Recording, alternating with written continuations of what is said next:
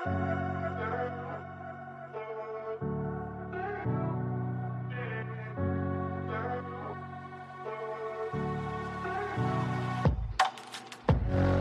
and welcome to Curious Conversations, the podcast where curiosity meets connection. Thanks for joining as we discuss captivating stories and ideas and engage in thought-provoking conversations with experts, enthusiasts, and everyday people. We hope to ignite a curious spirit as we embark on a quest for understanding, one curious conversation at a time. So let's jump in this together. Welcome to the world of Curious Conversations.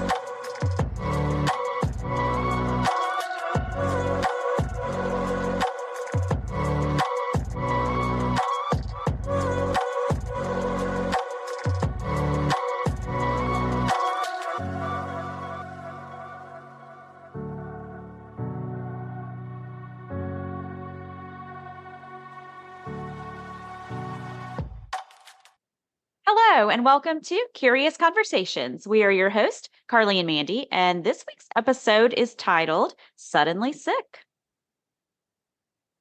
So last week we heard an interview with Tiffany Garrigan, who suffered a brain injury in a very unexpected way. She literally went to work one day and woke up in the hospital, unable to see, completely paralyzed. She could no longer walk or eat. I mean, it was life-changing to say the least. Yeah, absolutely. If you missed that episode, I definitely encourage you to go back and listen because it was interesting to hear, about her journey, and March is Brain Injury Awareness Month. So it is really a great time to dig into that one. We also talked a little bit about my aunt in a situation that was not quite what it seemed, but definitely touched on some of those peculiar symptoms and all that can be absolutely terrifying. So, well, listen, this week we have another guest, and this one is similar and different all at the same time. Yeah, it really is. We had the honor of interviewing Amie Tatro, who was recently handed like a really nasty diagnosis. We're going to play that interview for you, but before we do want to share with you this week's curious dish, and this is the part of our show where we dish about the most curious things that we've seen this week. Mandy, you want to jump us off? Okay. So I don't know if you realize this or not, but if you go to like your, you know, courthouse, I know where we live, it's there, but you can actually go through, like set some time aside and go through like all kinds of history books and information on the town, the people who lived in the town. You've got your birth records and all that. What stood Yeah. out to me is an actual book that says lunacy records. Oh, wait a minute. You're gonna have to talk about that one. Okay. Lunacy. I don't think that's correct in any sense of the word, but that's what it was then. So we're talking early 1900s. But I was surprised seeing this book. You know, we're all sort of things are handled carefully and all, and I see these big bold words, lunacy records. And it's literal handwritten records back in the day before they were careful about what kind of information was out there. Mm, It's who was committed, when they were committed, and who committed them. wow. And so you Yeah. can just like dig in and read about anybody. Yeah, you can for a particular time period, you can do that. And just to see these big books that went all the way back to the 1800s, and I don't know what I think I'm gathering with that, but just to see that was alarming and surprising, and it was certainly curious. Wow. I've been working on a book, literally forever, and I just need to wrap it up. But it is a book that kind of follows the journey of my grandmother who had Alzheimer's. And going through that, I'll say I've not necessarily seen anything curious this week.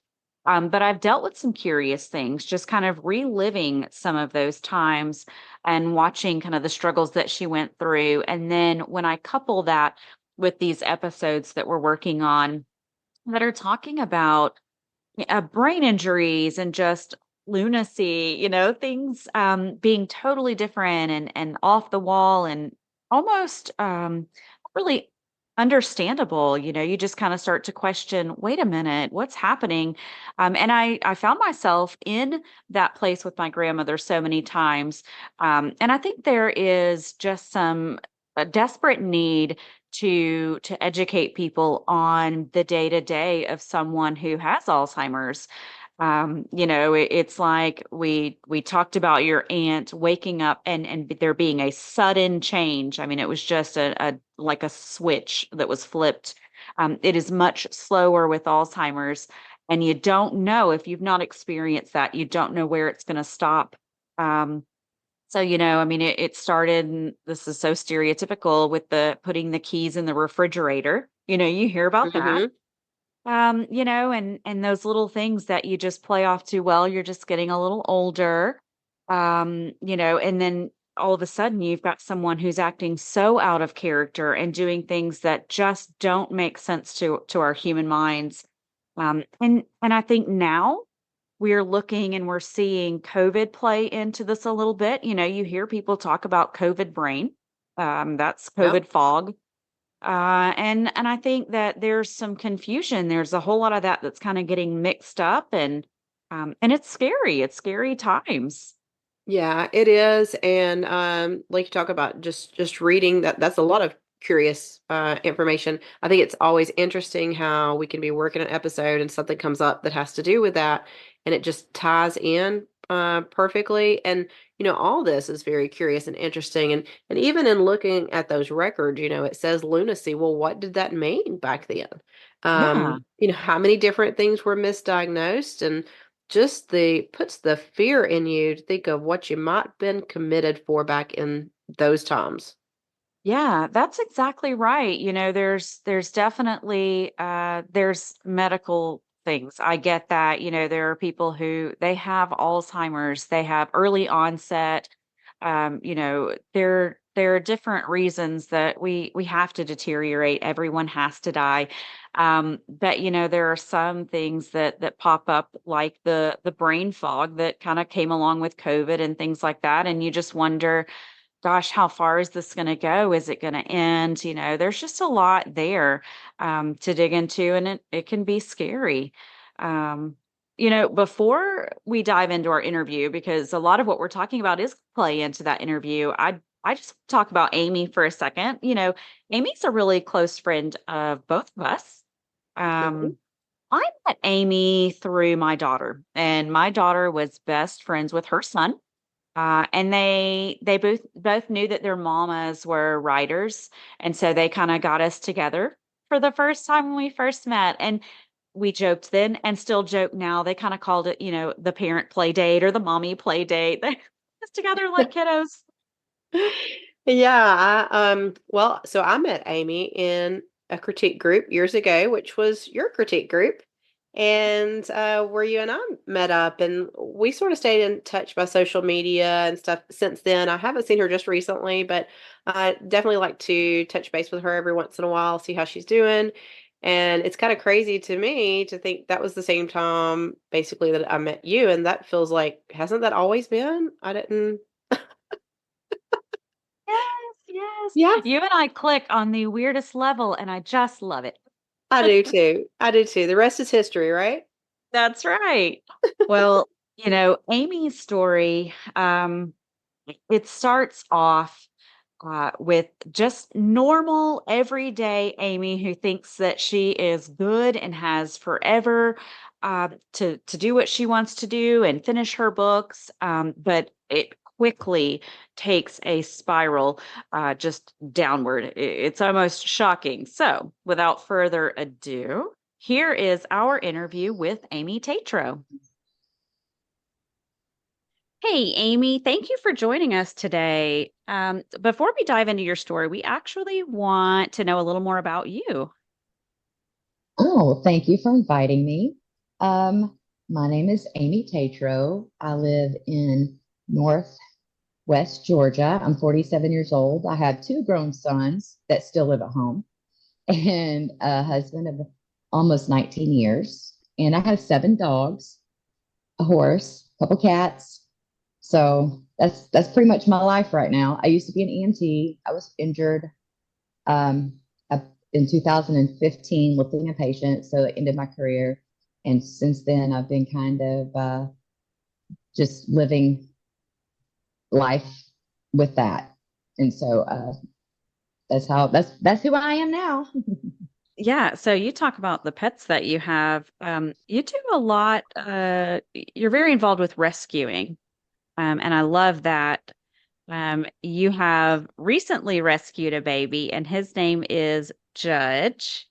Yes, yes. What kind of dog is he? Okay, so I had to do a DNA test on Judge because we didn't know. He was just um, when we got him, the rescue that found him was Paw Angels out of Calhoun, Georgia. Holly Stewart is the one who runs that. She's absolutely amazing. She's God fearing. She never stops. This woman will goes to the ends of the earth for all of these animals.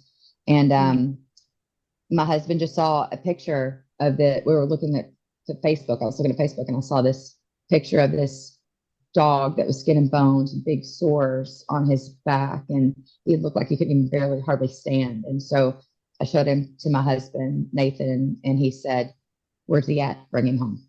And so I Oh, did. Polly had him. I called him, and I called her, and she's like, "Well, right now, because he was so terribly sick, they had to have a blood transfusion. He had to have it was very touch and go. So he's with the medical foster for about 2 weeks, and then we brought him to us. So we brought him home, and just I thought if all I gotta do is feed him and love him, I got that. I can do that, you know. So that's uh, what we did. Within about 3 months, for sure, I knew like he was never leaving. I knew. And Noah, my youngest son, he knew immediately. His mom, you've already got him here. You know he's not going anywhere. It's such a yeah, sweet story. Like everybody's been following that. Yeah, he's yeah. such an amazing dog. There's something about his soul. He is such a sweet dog. So we didn't know what he was because we couldn't tell, but it's like he might be a Great Dane, he might be a Mastiff. Like he had all these different characteristics.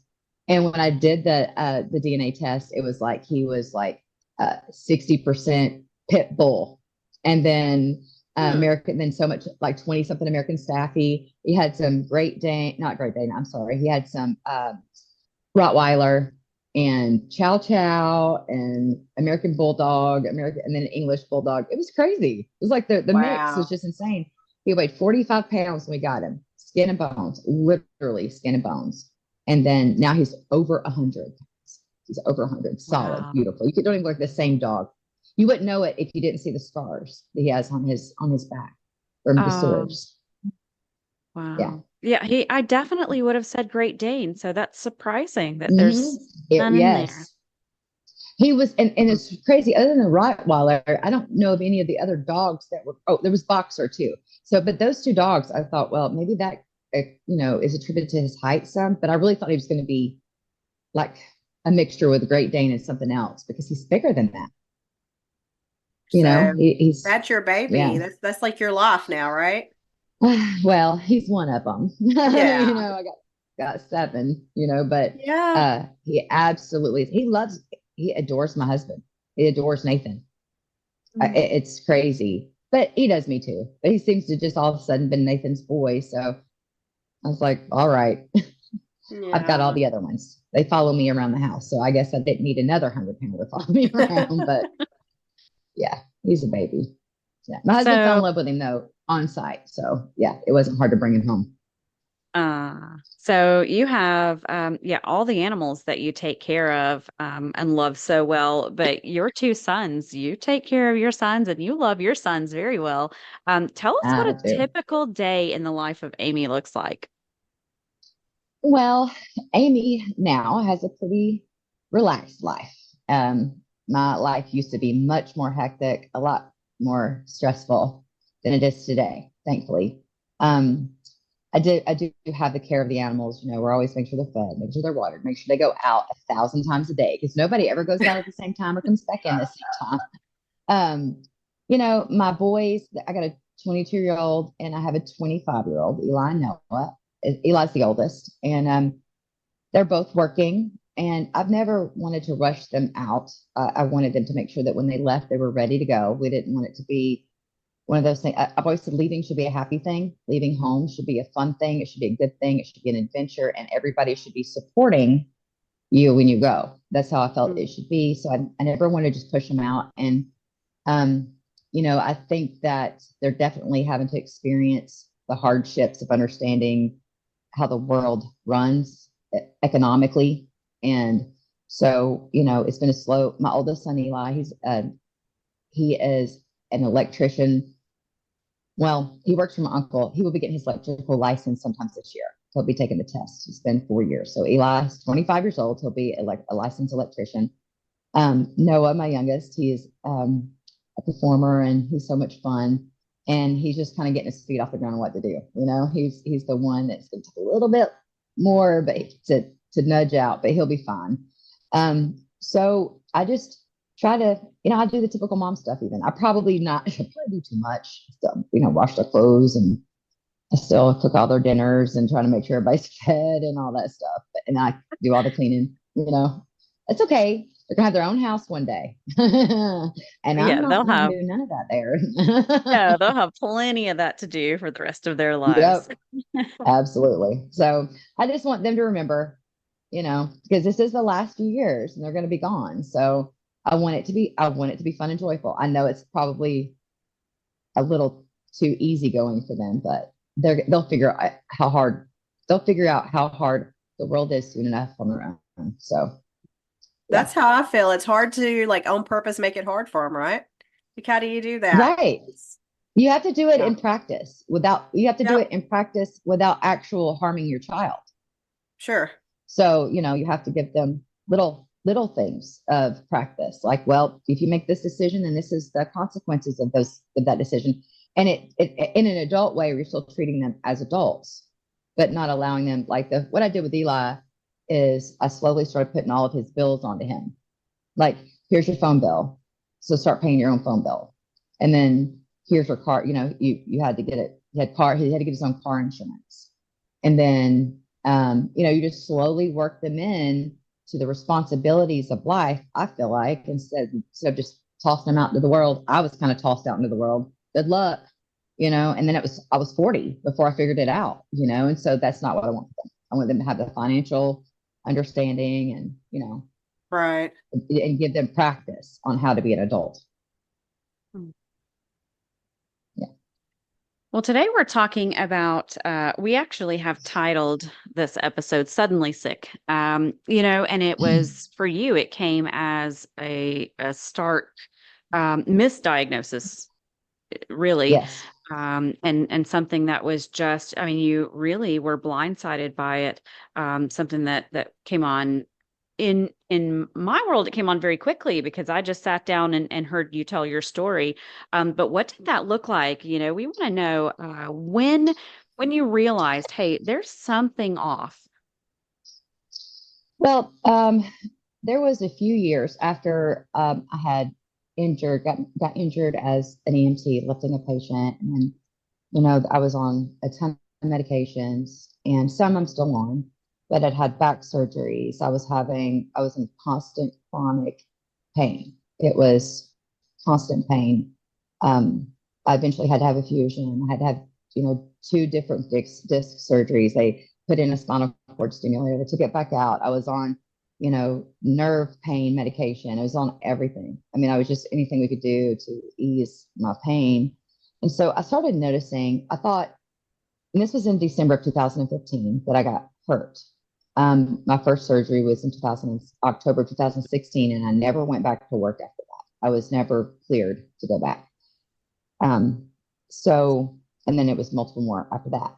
So I started noticing that I've always been really sharp with words. I've always, I'm a part-time writer. We'll just call it that. It's not, so far nothing serious. I haven't been published, just enjoying the prospect of putting stuff on paper. But I've always been that way, and I've always been good with words, and I've always enjoyed words. I was never much about math, but I loved words. I was a big reader. the first thing that happened was I was no longer able to read and comprehend what I was reading. I would have to read the same pages over and over and over again. And I was a person that I remember by the time I was in the fourth grade, I was reading my mom's Stephen King books. Like I was an avid reader, always had a book in my hand. And all of a sudden I could no longer focus on the words on the page. They didn't make sense to me as far as I just read the same paragraph. And I noticed that. And so I had kind of stepped back from that, which was odd. I had never in my life not had a time where I was reading. And then I noticed that I would start to forget words. And this started probably really noticing it seriously by 2018. The reading started almost immediately. I think the nerve scramble in between my brain and the rest of my body, I was no longer able to focus on reading. So, but by 2018 and 2019, when I had by the time I had the rest of my surgeries, I stopped being able to, there were certain words, I forget a word that I was trying to say. And I was able to picture the word most of the time and read it in my head. I was able to like picture the word and then say it. It would take me a second.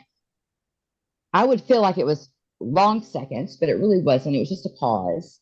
And then I'd be able to say the word. Then by, I would say 2021, I was not even able to do that. I had gotten to where I couldn't even think of the word at all. It'd just be gone. Amie, I had yeah. I just wanted to ask you, as this is going on, is this overly alarming? Are you scared? Are you just kind of pushing it to the side? No, not at first. At first, I was just like, because it comes on so slowly, that I didn't really Right. notice it. In fact, I noticed it first. When it became real noticeable to everyone else is when I started to stutter and I couldn't get the words out, or I would stumble over myself, which is not something I did. That was just not typically how I spoke. And so I got to where I would just stutter or talk in circles or not be able to get out what I'm trying to say. And then it became more obvious that there was something going on between, my ability to just speak words and comprehend, just not even comprehend them, but be able to just to retain them and then spit them back out. I would just sit there forever trying to figure out what the word was. So, Amy, did you at any point, especially towards the beginning, did you ever just kind of brush it off maybe as, well, it's probably age? Absolutely. I did. Yes, absolutely. I started looking up, I was in my early 40s. So I thought, well, I've been told that, we start going crazy about this time. So maybe that's what it is. It's just, our life is hectic and stressed because that's what everybody kept telling me, so it's just probably stress. It's probably just, it's just, we did kind of just brush it off for a while. And then I had two strange occurrences, one about 5 years ago, and then one, I would say, I think it was August of 2022.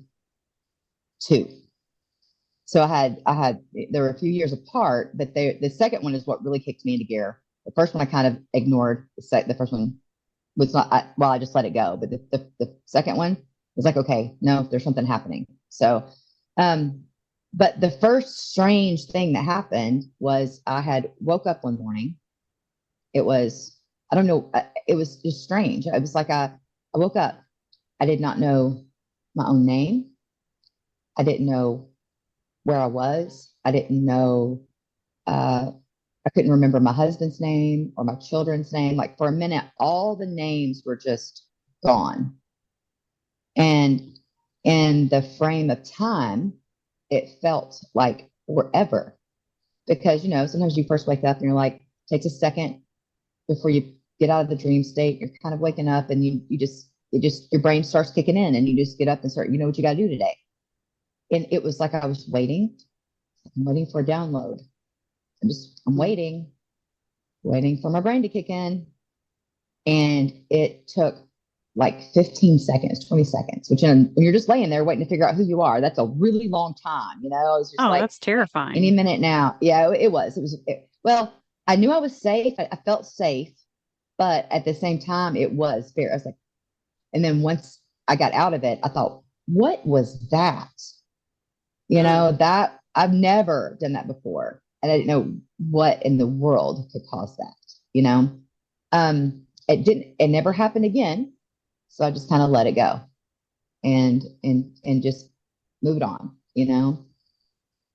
And then in 2022, in August of 2022, when I realized it really was a problem, was when I went in to have an MRI done. I had to have another surgery to have some arthritic bone removed out of my back where the surgeries were.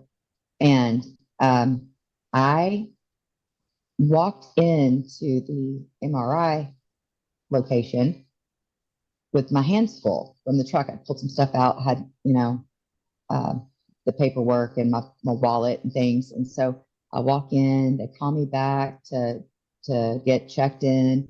I set my stuff down on the floor. I'm talking to the lady. She had COVID. She just gotten over COVID. So we were talking about that.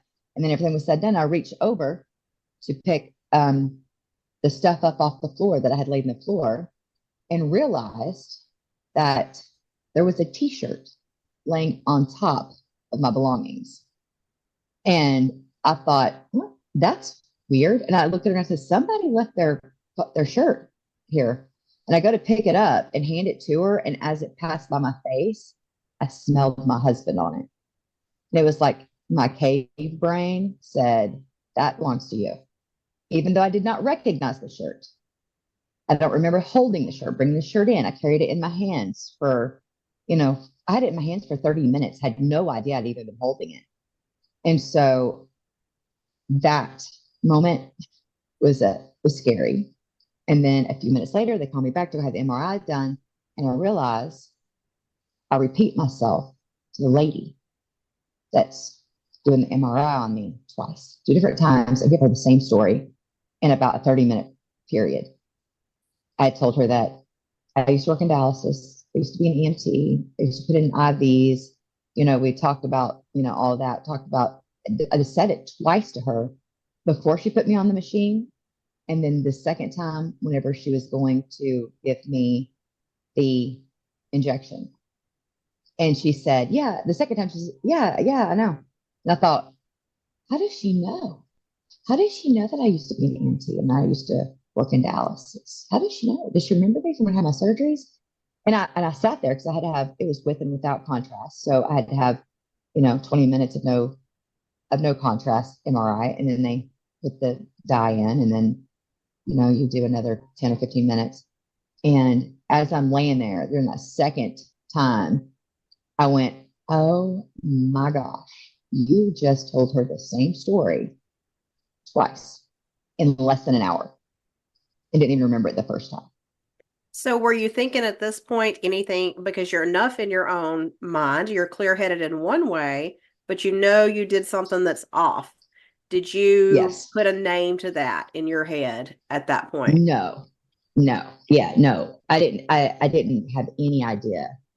I never thought of anything super I never believed there was gonna be anything really bad wrong, right? I just thought, oh, there's something, but it's just probably, I don't know. I don't have no idea what it could be. Right. Yeah. So, but I thought, well, maybe I need to call my GP about this and it's time to get an MRI done. Or I need to see a neurologist. That's what I said. I said MRI. I meant, the scans and stuff. I said, I need to talk to my neurologist. I need to get a neurologist. And so I came home, sent a message to my GP. She's like, okay, let's just get you a doctor appointment with the neurologist as soon as possible. And it took me 3 months to get that first appointment. So it was late October. No, it was early November. It was November before I could get in to see the neurologist. And during that time, there was a lot of weird stuff that was starting to happen. Oh, that's what I was going to follow up with is, during that time period, something is off, but you don't know what it is. You don't you don't have a diagnosis. That must have been terrifying. And I can't imagine the stress that you would have gone through during that time. And then, on top of that, I assume you have other things that are happening along the way. Yes. So I started really forgetting. It wasn't just words anymore. It was actual events, people, um, not remembering uh, people that I had met before. And I mean, not just like, oh yeah, we've met before. No, like people I have had conversations with and were I should have remembered and did not. I'd forgotten that Eli had bought a Ford Ranger pickup truck from my cousin and then turned around and sold it at some point. And he was like, I had that Ford Ranger, Mom. And I was like, I don't remember that at all. I have no idea what you're talking about. I mean, he was like, you don't remember the truck? I was like, what color was it? Who did you sell it to? Like, I could not remember any of that. I was losing my ability to just remember day to day things. And it was like time was just passing. And I didn't realize it. I might look down at my phone and then I look back up and it was 4 hours later, which I mean that can happen to us anyway, but it was that. And then all of a sudden, I stopped sleeping, which is a symptom. And so I had stopped sleeping. I went, no sleep, quit sleeping totally, where I was going 2 to 3 hours a night. And then I got to where I start sleeping like every other day. And I was just having these strange, I'd never been an insomniac at all. So not being able to sleep was odd. And even now, I'm still having it. So, but I had that. I was having just a loss of memory completely. And I'm not, well, I'd noticed that I was having a lot of issues with just remembering events, times. But I was also not only just spacey, I was also very relaxed. All of a sudden, I had no anxiety, no stress about the world. I didn't care what was happening around me. I just Really? completely changed my personality. I had a complete personality change. I lost empathy for people and animals. Not, I had more empathy for animals than I did people. But I was definitely a lot less empathetic and sympathetic about the world. And again, being, you know, mid 40s, people are saying, oh, that's just you being a 40-year-old woman. You're just tired. You're tired of everybody around, everybody doing what they're doing. And you just start saying what you want to say, which is a beautiful thing. But I really thought, really, is it like this? Because all of a sudden, like, I just don't care. I mean, I really just don't care. And I don't think it's supposed to be like that, and so I had that personality change. It was like the no sleeping, the personality change, and the loss of just actual memories happened suddenly. And it was within that year of 2021 to 2022, about, that last August. So that could almost be, I don't know if it was a blessing in disguise. I'm thinking if I had all these things going on, I would get pretty revved up in my head. I don't know if that was a piece or if that was flatlining. I don't know what's going on there, but I, it might have been better. I don't know what your opinion is than being over the top, stressed and concerned, because as this is happening, that could just lead to more and more stress, worrying about it. Exactly. Yes. It becomes a vicious cycle of you Sure. stressing yourself out over your memory, which then stress makes you lose your memory. Like it literally like keeps your brain busy and you can't make memories. So, or it causes issues with that anyway. So yeah, I knew something was seriously happening. And at that point, I started talking out loud about it to my husband and started going, look, this is weird. This is weird. And he's like, yeah, I've noticed, it could be the medication, it could be some of your medication. I'd come off, been on a medication for a while. I don't know if I can say it or not. I don't know if it's get anybody in trouble. I guess you guys can bleep it out if you can't say it. But Okay. I was on gabapentin. I was on gabapentin for nerve pain. And I'd stopped taking it at one point, and my memory improved for a short time. But then it went back. Within 6 months, I started noticing the symptoms were coming back, even without the gabapentin. And gabapentin slows down the nerve response from like your brain to the pain centers and the nerves in your body. So its literal job is to slow down synapses, and then but you got to have that to create new memories. So I was just having, I just was trying to think through that. Maybe that's just what it is. It's probably that, you know. That's pretty much how I started this thing. And I finally go, okay, we got to do something. Got to see somebody. Maybe they'll just go in and do, they did some like vitamin testing to make sure my vitamins were normal and, things like that. Because apparently if certain vitamins get out of whack, then I think it's vitamin B. It affects your brain. I think it was vitamin B. So, or D, not sure. So tell me how, we talked about your day to day a little bit. How was that affected through all of this? What changed about your days? Well, I was no longer independent. I wasn't driving anywhere by myself. I didn't want to go and do anything alone. I was become very reliant on my husband, just his presence, just being with him and making sure that, I had somebody I could just rely on all the time, to make sure I'm not saying something silly or again, that was the biggest thing is feeling embarrassed and shame for not remembering things I should remember, these very important memories. And he always was right there with me. And so that was the hardest part, was just trying to stay independent, still doing things, going to the store by myself and simple things, just everyday things. But even doing laundry and dishes and housekeeping was overwhelming. I just, time was passing and I couldn't seem to get anything done at all. And I can imagine you had, you have three boys in your house and they were probably pretty worried and trying to dote over mom and, make sure everything's okay. I can't imagine how they must have felt through this. I mean, they're helpless to help you. Yeah, they were very nervous. The first, you do what you always do, which is so it's nothing. It's not nothing. It's nothing to worry about. It's not gonna be a big deal. Don't, it'll be okay. And we are all saying that, and when I finally got that appointment when I finally managed to go to the appointment, it took 3 months to get in. But once I got there, I just said, it's probably gonna be nothing, you know? And Noah, my youngest, says, Mom, you just have ADD, ADHD like me. And I was like, Noah, there's no way. No, this is way worse than that. Surely, it's like, I'm telling you, it's really hard to remember stuff. And I feel really bad after all these years because I really gave him a hard time. Like, I told you. It's like, Mom, I don't remember it. Like, I told you. I know you do. I know you remember. Yes. Anyway, he was just certain it was something like that, And then Eli, my oldest, he just didn't know what it might be. He didn't want to think about it. And Nathan was just like, let's just wait and see.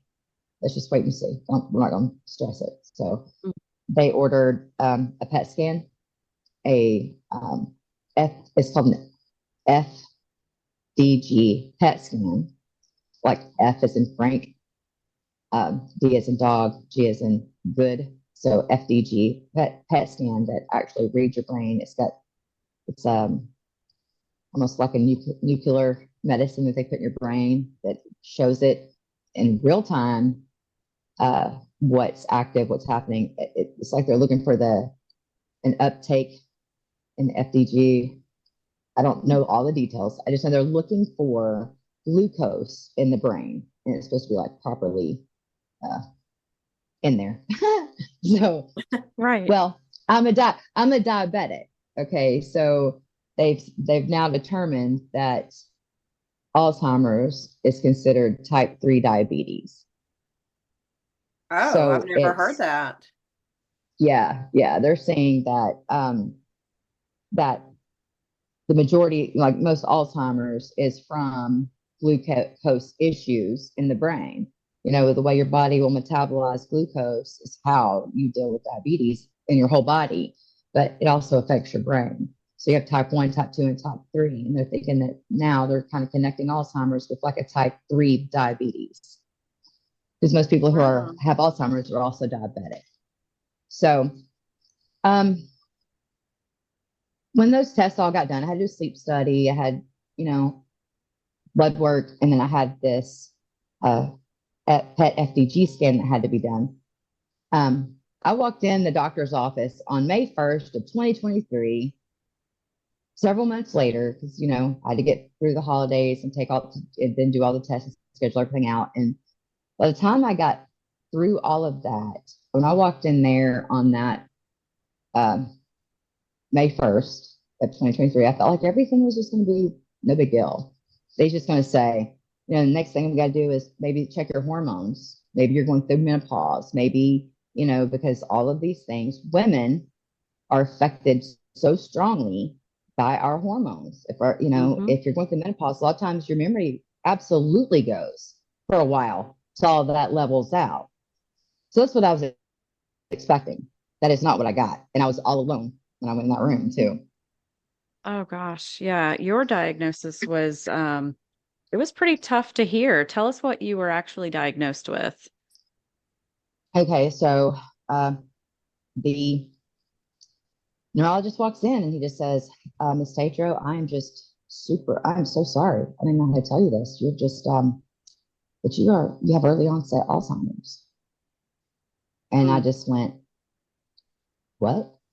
Because, I was really, this was like when I was 44. I'd taken the test, I think it was before I turned 45. And then it was that was it all last year. And so, I was just like, I'm 46 years old, because you're literally the youngest patient I've ever had with it. Yes, but I'm absolutely, because I had one radiologist read it. I was so surprised. I had a second radiologist read it, and they both came to the same conclusion, that you have early onset Alzheimer's. Now, had you looked into that much prior, or did you have any knowledge of that? Right. No, not really. I really didn't expect it to be that. I thought there might be some kind of dementia going on, but dementia happens for many different reasons. It doesn't have to be a long-term dementia. It can be a short-term, something that can be fixed. And that's what I was expecting. I was not expecting him to say that and then look at me and say, well, I'm crying. And he says, I'm really sorry. You just need to go home, be with your family, grieve with your family, and then you need to make end-of-life decisions while you still can. And then you need to just start trying to exercise your brain, work out. Like, he gives me all these things to start doing to try to hold it off as long as I can. But I can't get past go home and grieve with your family and make end of life decisions. That had to be terrifying. It was. It was awful, because I felt like, well, I know how people feel when they get a cancer diagnosis. But then I was just like, and I apologize to anyone who has cancer. I don't want you to feel like I'm in any way diminishing that, because it's awful. But I felt like at least I wouldn't lose my mind and become somebody that I'm not before I die. And I don't know who will I be. Will I be this mean person who hurts her family and screams and yells and throws stuff? I don't know. And I thought it would be better if I just found out I had terminal cancer and I would be dead in a couple of months, versus this long, slow, drawn out decline, and then my family going through everything they're going to go through. And so that was immediately what I thought. It'd be better to just die now than to let my boys and my husband go through what's going to happen in the future.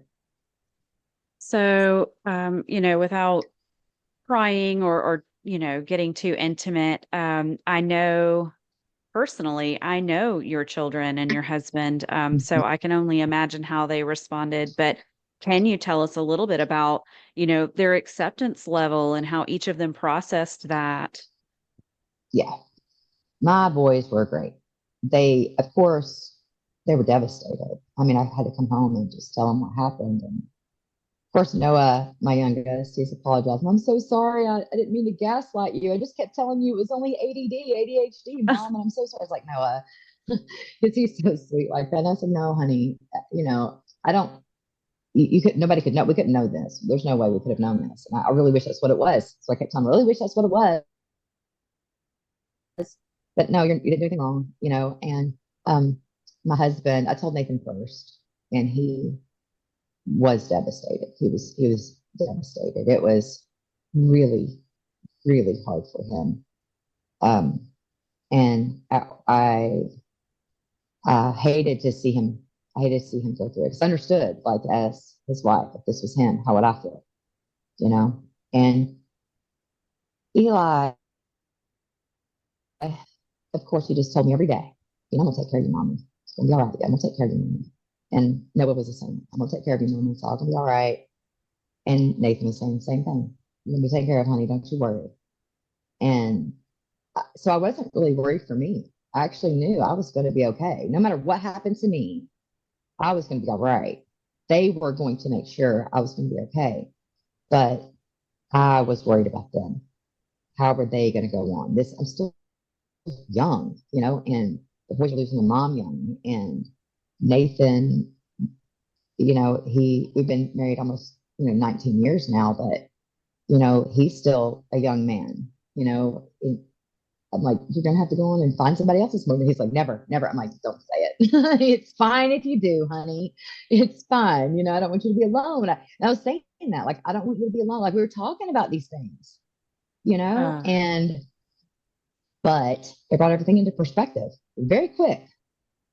Oh, Family, yeah. love, living, all of that became a very, very quickly, my perspective changed on life. Today is the best day I have. I got to get up and do whatever I want to do today because I might not do this tomorrow. I might not be able to tomorrow. So I literally started living like that. But that's Just, great that what can you I go do had today? that. That's great It that was. you did it that way. Yeah. Yeah, it was. And that's how I felt. It was just like, we got to get up and go. Let's go. Let's go. We went to the Renaissance Fair like 4 out of 6 weeks. We went to the Renaissance Fair. I kept going down there and drinking mead at the Renaissance Fair, in Georgia, South Georgia, together, well, just about Atlanta. So I was just doing anything I could do. And they were all for it. Noah was coming out of his room and hanging out, and Eli was hanging out. We were just talking. I was wanting to make as many memories for them as possible. That's all I could think of. Just make memories for them, because even if I don't remember this later, they will. So let's just go do what we can do. And that's how we lived for, several months. But Nathan immediately said, we got to get a second opinion. And he wasn't there when the doctor gave me the diagnosis. He didn't see the way he looked at me and said, go home and grieve with your family and then take, your end of life decisions together. So I felt actually very certain that he was sure about his diagnosis. I mean, there's no way you wouldn't say that. You would say something like that to somebody unless you're absolutely positive that this is what you're telling them. So what happened with the next diagnosis? How close was that to this one? Another almost 4 months.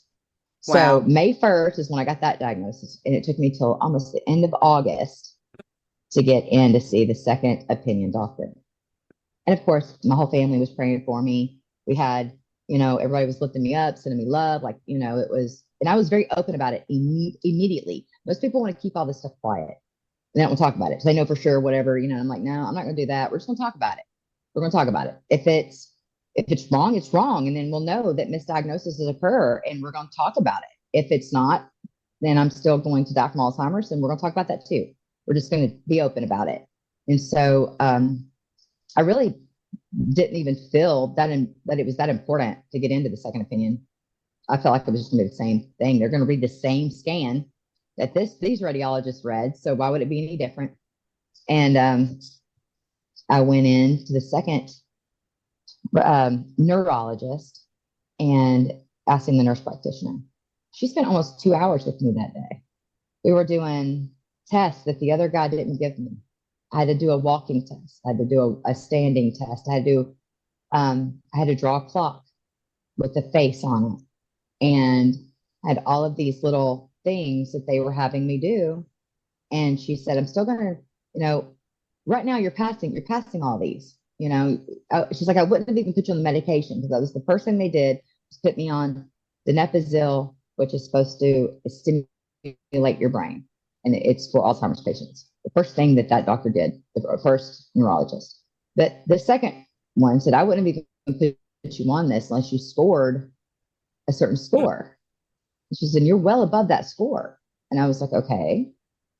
So she says, well, I'm going to talk to the doctor. We're going to have him read your scans. We'll get the scans over. We'll read those, and then we'll call you with those results. I was like, okay. I got a call 2 weeks later, and the nurse says, he said, your scans are perfect. Your brain is fine. And I said, I said, who read those scans? And she said, the radiologist here and the neurologist both read the scans. So I had 4 people because I had 2 radiologists from the first neurologist. That neurologist did not read scans. He only read what the report from the radiologist. So we had 2 radiologists at one location and a neurologist and a radiologist at the second location. So 4 people, 2 different opinions. So Wow. I had no choice. I had to have a third opinion. Yeah, that like was a going to be my tiebreaker. question. A tiebreaker. I like that. Yeah. I had to. I said, okay, we're going to do best 2 out of 3. Ready? Paper, rock, scissors. Let's go. Right. And that's what we did. So I called the first neurologist and I said, hey, the second neurologist just said you're wrong. So what do you want to do? He's like, get in here. So I came in. He goes, and I had my husband with me. And he said, I really want to be wrong. This would be great. I would love to be wrong. And he printed off the report, that he had. And he said, I want to be wrong. He said, let's set you up for another scan. Same exact one, done a second time. Well, this time it was done in Chattanooga at Emory. Erlanger. Sorry. I can't remember. Atlanta, Chattanooga, or Emory, Erlanger. Somewhere. It was Erlanger in Chattanooga. And they did the same radioactive PET FDG scan. Only this time, they gave me a bunch of rules to follow. I had to be fasting for so long. I couldn't have any kind of sugar. They didn't want me chewing even sugar-free gum. There was a lot of things that were trying to keep my brain quiet before you go in. And then this time, the radioactive material, or whatever you call it, that material was like in me for an hour. They were doing it for like 30 minutes the first time. The second time, they made me sit for an hour with my eyes closed. So 2 different locations, 2 different ways of doing the whole thing, right? Erlanger obviously has way more experience at this. Originally, the first neurologist was going to send me to Erlanger, and instead he ended up sending me locally. So they just started doing this test. And I even asked him, is it possible? Should I have this test done somewhere else? He said, no, it's not going to matter. It's the same test. So it took a few months. It took me a little over a month and a half to get in to have that test done. And then I was able to get it done and get it sent back over to my second neurologist. But before even that happened, I went into the portal, Erlanger's portal, and read through my patient portal what their radiologist stated. And their radiologist for their second scan said, everything looks fine. No Alzheimer's detected. Wow. Yeah. Oh my crazy. gosh. So what are you thinking at that point? Sorry. At that point, I'm trying to figure out how in the world did you get a positive on this?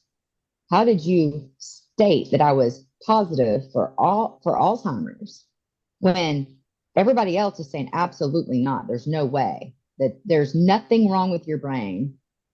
It looks completely normal and healthy. How did all these other 2 radiologists determine that I had Alzheimer's? And so that's what I was trying to figure out. I just was, trying trying to determine that. I didn't know. I kind of was just like, I don't want to go back to that first neurologist. I no longer trust him at all. I don't want to go back and see him. I really don't care what he has to say.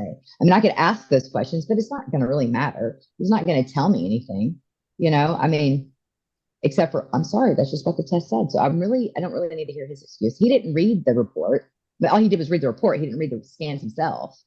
So, and I'm not going to be able to talk to the radiologist. So I just like, you know what, forget it. I'm just not going to go back there. I don't trust him.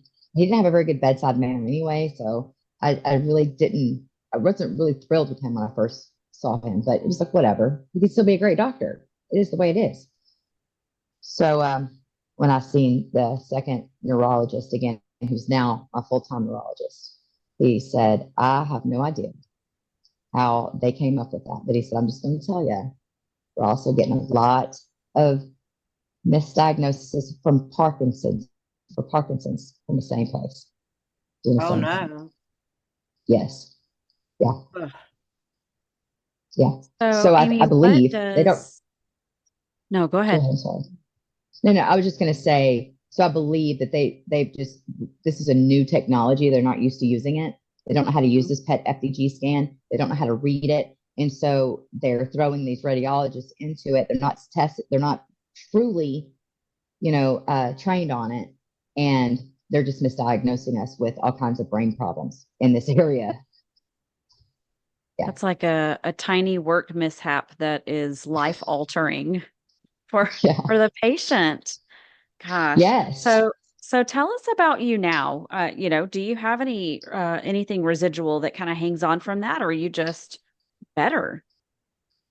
I do still have like the word recall. I still catch myself, pausing and trying to think of a word that I'm trying to say. But I sat in when I had that second scan done, I sat with my new neurologist and I was talking to him, and I just looked at him. I said,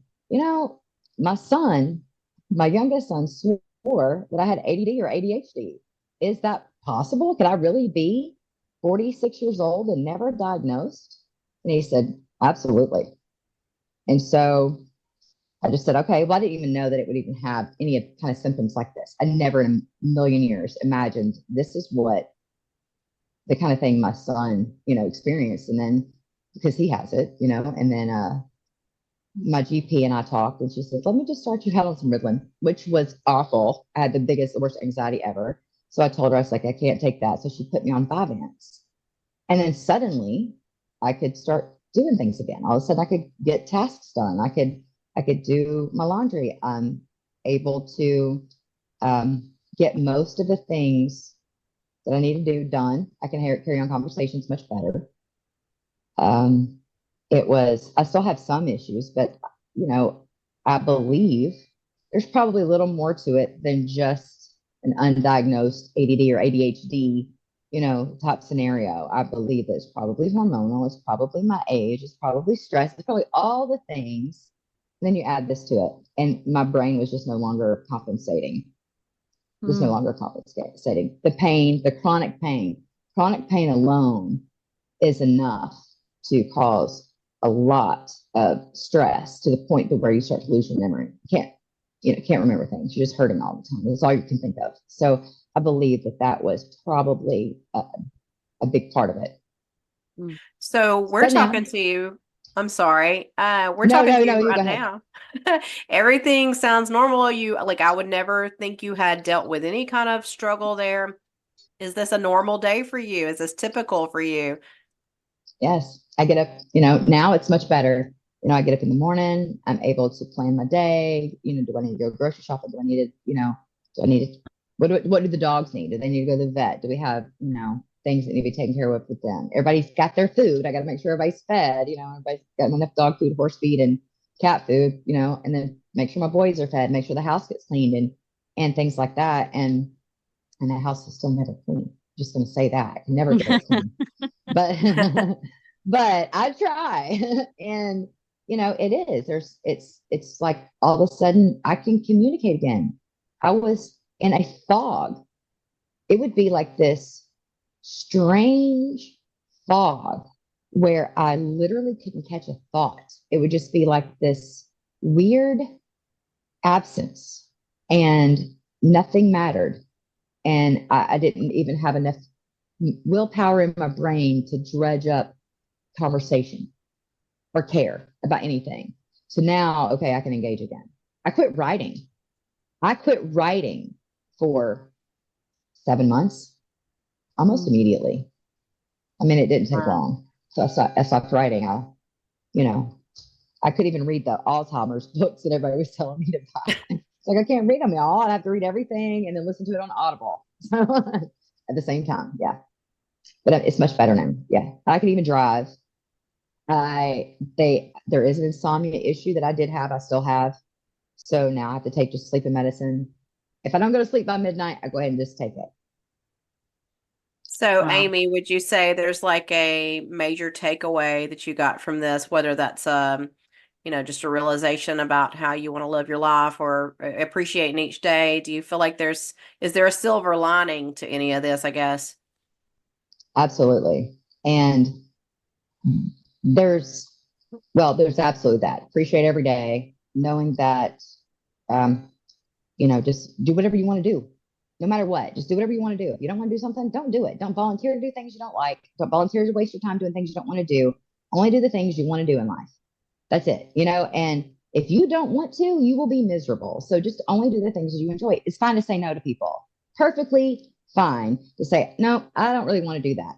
It's okay. You don't have to make up excuses either. Just say, no, I don't want to. And then also remember that doctors are not infallible. They absolutely are not perfect. They can make mistakes. Do not trust them with anything. Everything needs to have a second opinion or a third. Don't stop until you get the answers you're looking for, or you know for sure how things are. Because if I'd have stopped, my husband had been with me in the room that day, and he'd have both of us had heard how he'd spoke and how certain the first neurologist was about my diagnosis. We wouldn't have even asked for a second opinion. The reason why my husband asked for it is because he wasn't in the room. He's like, I refuse to believe it till we hear it from somebody else. But if he'd heard it and how certain it was from the first doctor, he would have just been just as down and certain as I was. So I only did the second opinion for my family to make them feel better. And I'm glad I did. So yes, always get a second opinion. Fight for yourself. You have to advocate for yourself because nobody else is going to. And or have someone close to you advocate for you. It's okay to have people come into the doctor's office with you. That was another thing. Having someone go with you to the doctor, someone that's close with you, they can sit with you. And even if you are a full, able-bodied, perfectly intact brain, you still need to have someone with you because you don't always catch everything they say. And they don't want you to record them. They don't want you to record them whenever they're back there talking to you about anything. They don't want you to turn on your phone and record them at all. They don't want to be recorded. So the very least you can do is have somebody with you because somebody else will catch what maybe you didn't, or they might hear it a different way. So just having somebody there just to get through. Now, I'm not going to say, just a regular GP visit that wellness check, but yeah, something that's like this, you make sure you have somebody with you. Well, I mean, I cannot even begin to imagine the journey that you've been on going through this and not just you, but your family, and having to prepare for end of life. I can't imagine what that must have been like. So we're sorry that, you went through what you did, but we are very grateful that you were willing to come on today and share your story with us. And we wish you all the best. Well, thank you so much. And I And appreciate you asking and hearing it. absolutely. And we hope that you'll join us again because, outside of this, you are an intriguing person too. So, all around. So we hope to have you back Oh, on for thank you. something much more upbeat. Absolutely. I'll be here. You just tell me when and Awesome. where, and I'll be there. I'll do it. Thank you so much. All right. Bye-bye. All right. Bye-bye. Amy's story really gets me. I mean, I can imagine how she felt in the beginning and how easy it might have been to get on board with just the idea that she was dealing with early onset Alzheimer's. I mean, it's certainly easy to doubt yourself when you have these feelings. I've done it myself, maybe not to that degree, but like how you forget something or you have that brain fog we talked about, it can cause that panic. Have you done that, Carly? I have, and a lot more recently. And I did my little, I think it's 23andMe testing that says I carry the gene for late Alzheimer's. And so there's always that question in the back of my mind, gosh, is this it? And Mm, I don't know. Um, you never know because like we had talked about, there's that COVID brain and you can't help but wonder, are we all experiencing the same thing? Or, are there different levels to it? For some, I think it's just simply not being able to recall a word or a phrase in a conversation, which is kind of where I find myself a lot lately. But then you have Amy, who woke up completely unable to recognize the world she was living in. yeah, that part of it just really terrified me. Just thinking of if you weren't sure about something, and I've seen that in people who did have Alzheimer's. I've seen that look of uncertainty and fear, like, is this the right wording? Am I doing this correctly? That scares me. I don't want to ever experience that because I think on some level there's an awareness. So that had to have been terrifying for her. Yeah, absolutely. I think that Amy's situation was terrifying. Your aunt's situation, I absolutely cannot imagine for her and for you and the family, and then Tiffany's. And so I think if you've not listened to that episode, be sure to jump back a week and check that out. It's titled Brain Interrupted, and it's definitely worth a listen. You know what? And be sure to join us next week because we have some incredible new episodes coming up. So we hope to see you again soon.